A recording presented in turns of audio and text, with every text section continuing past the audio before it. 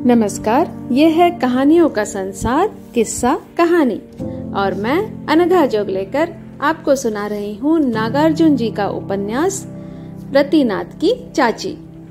तो पिछले एपिसोड में हमने सुना कि किस तरह से गांव की महिला परिषद रतिनाथ की चाची से प्रश्नोत्तर करती है। अब आगे। उस रात चूल्हा नहीं जला। चाची जाकर बिस्तरे पर लेट गई। बिस्तरा क्या था, खजूर के पत्तों की चटाई थी। बीच घर में वही बिछाकर लेट गई। न तकिया लिया न सुजनी। दाई बाह पर सिर रखकर वह पड़ी रही और आंखों की रोशनी को घने अंधकार में भटकने के लिए छोड़ दिया। जैसे थका और भूखा चरवाहा लापरवाह होकर अपनी गायों को जंगल में छोड़ देता है। वे लौट भी जाना चाहती हैं तो भी मार डंडे से वह उन्हें फिर जंगल की ओर खदेड़ देता है। बस्ती नजदीक नहीं होने से किसी पेड़ के नीचे वह भी बाह का तकिया बनाकर करवट लेकर सो जाता है। रतिनाथ भी जाकर संदूक पर सो रहा। विपत्ति के अथाह समुद्र में गोते खा रही इस चाची के लिए बेचारे ने उस रात कितने आंसू बहाए, यह रहस्य कोई नहीं जानता। दिन का भात हांडी में था। पत्थर के बड़े कटोरे में दाल थी। एक दूसरी पथरोटी में जरा सा बैंगन का चोखा रखा हुआ था, पर किसी ने भी हाथ तक नहीं लगाया। रत्ती भूखा जरूर था, लेकिन उसकी भूख प्यास हवा हो गई थी। जबकि टोल पड़ोस की महिलाओं का दल मुस्कुराता और आंखें मटकाता हुआ शाम को रत्ती के आंगन से चला गया। चाची बुत बनी वहीं खड़ी रही। उसकी आंखों में आंसू के 4 बड़े बड़े बूंद ढुलक पड़े थे। समाज व्यक्ति के प्रति इतना निष्ठुर, इतना नृशंस हो सकता है, यह उस अबोध बालक को अपनी छोटी सी आयु में ही ज्ञात हो चुका था। परंतु दोपहर रात को किसी ने रत्ती के मुंह में 10-5 कौर अवश्य डाल दिए थे। और कौन होगा? चाची ही होगी। हाँ, चाची ही थी। उसी ने नींद में विभोर रतिनाथ को उठाकर दाल भात और बैंगन का चोखा खिला दिया। रत्ती बराबर आंखें मूंदे ही रहा। खिला पिलाकर कुल्ली कराकर चाची ने उसे अपने पास सुला लिया। खुद उसने कुछ नहीं खाया, बचा भात बाहर डाल दिया। उस रात चाची को नींद नहीं आई। जिसके माथे पर विपत्ति का इतना बड़ा पहाड़ हो, वह भला कैसे सोए? भादो, आसिन, कार्तिक, अगहन, पूस, माघ, फागुन और यह चैत 8वां महीना चल रहा था। पेट में बच्चा उधम मचाने लगा था। चाची को ख्याल आया जयनाथ का चेहरा, और फिर उसने सोए हुए रत्ती का मुंह चूम लिया। उमानाथ की माँ जानती थी कि जयनाथ देवघर में था और आजकल काशी में है। बेचारी ने कई बार चिट्ठी लिखवानी चाही, मगर किससे लिखवाती? जयनाथ वादा कर गए थे कि 10 दिन में ही मैं बाबा बैद्यनाथ को जल डालकर आ रहा हूँ। पूस चढ़ते गए और यह चैत भी 12 दिन बीत गया। चाची को सारी पुरुष जाति से घृणा हो गई। इस मुसीबत का सामना जिसे करना चाहिए, वह कहीं यूं बाबा बैद्यनाथ और काशी विश्वनाथ के इर्द गिर्द गाल बजाता फिरे। छी, ऐसा था तो मुझे भी साथ ले लिया होता। हे भगवान, पानी में डूब मरने के अतिरिक्त क्या और कोई उपाय बचा है? सुनती हूँ लहरिया सराय के सरकारी अस्पताल की डॉक्टरनी गर्भ गिराने में बहुत कुशल है, मगर वहां तक मैं पहुंचूंगी कैसे? मुसीबत की उस घड़ी में एकाएक चाची को अपनी माँ याद आई। उसने तय किया कि आज तो नहीं, पर कल रातों रात वह तरकुलवा चली जाएगी।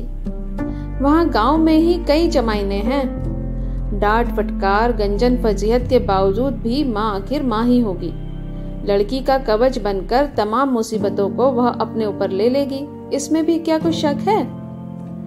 इस निश्चय से चाची को राहत मिली और रात्रि शेप में बेचारी की बोझिल पलकें जरा झपक गईं। रतिनाथ की आंख सवेरे ही खुली। चाची को दूसरे दिन की भांति आज उसने नहीं जगाया। आंख मलते मलते वह चाची के घर के पिछवाड़े गया। पेशाब करते वक्त उसकी निगाह घिवरी पर पड़ी।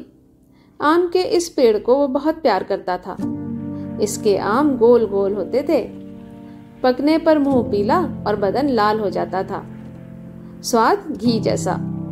रस गाढ़ा और गुठली छोटी होती थी। इस आम का यह नाम दीदी का रखा हुआ था। पेड़ फलता भी खूब था। 20-20, 25-25 हजार तो सिर्फ पकने पर निकलते। आंधी और तूफान में हजारों कच्ची अंबियां गिरती सो अलग, वह भी बेकार नहीं जाती। अचार और सूखी खटाई लोग साल भर खाते। पकने पर घिवही का पेड़ कल्प वृक्ष सा मनोहर लगता। गांव में ऐसा कौन होगा जिसने घिवही के 10-5 आम न खाए हों। उनका अमावट ये लोग साल 2 साल तक खाते। इस बार भी घिवही में फल खूब आए थे। रतिनाथ ने देखा 50 टिकरे गिरे पड़े थे। उसका रोम रोम पुलकित हो उठा। चटनी के लिए यह काफी है। वह टिकोरे इकट्ठे करने लगा। चुनने को कुछ रह गए थे कि चाची ने आवाज दी, रत्ती, ओ रत्ती, कहाँ गया? यह रहा चाची, टिकोरे चुन रहा हूँ, रतिनाथ ने जोर से जवाब दिया। तब तक चाची भी वहां पहुंच गई। नजदीक आकर रत्ती की ठुड्डी पर हाथ फेरती हुई बोली, तुझे क्या है पागल, तू क्यों इतना दुबला हो गया है? लड़के ने नजर नीची कर ली।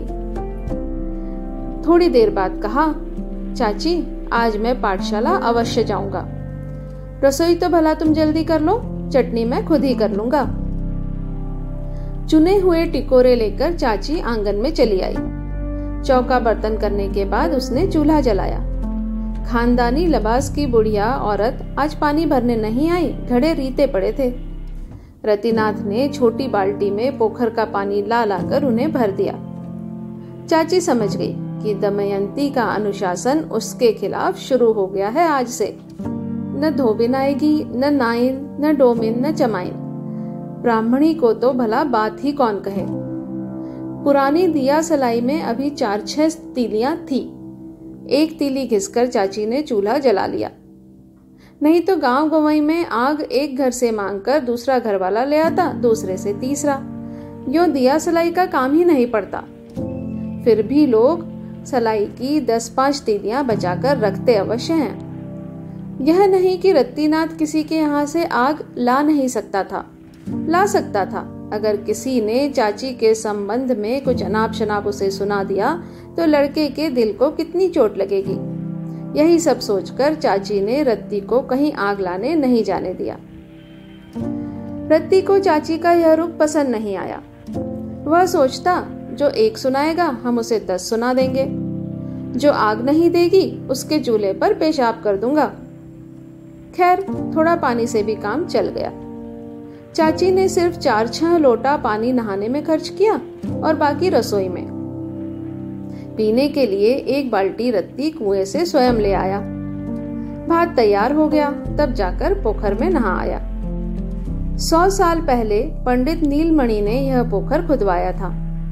वह रत्ती के दादा थे। अपने दालान के बिल्कुल करीब एक छोटा सा पोखर खुदवा गए।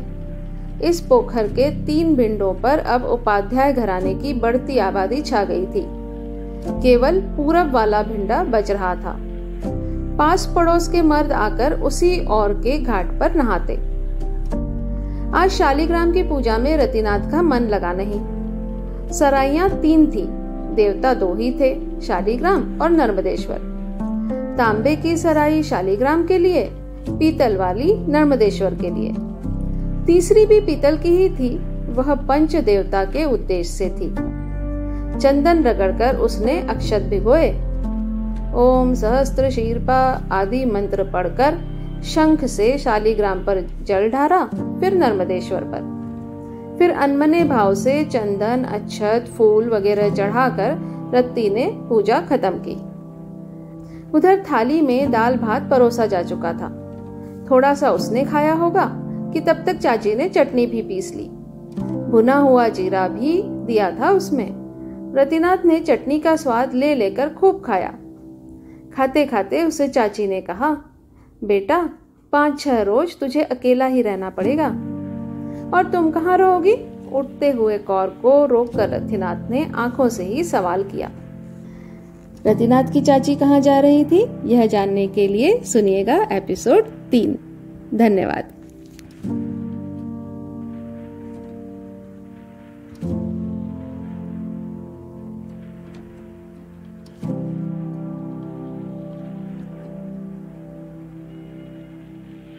है।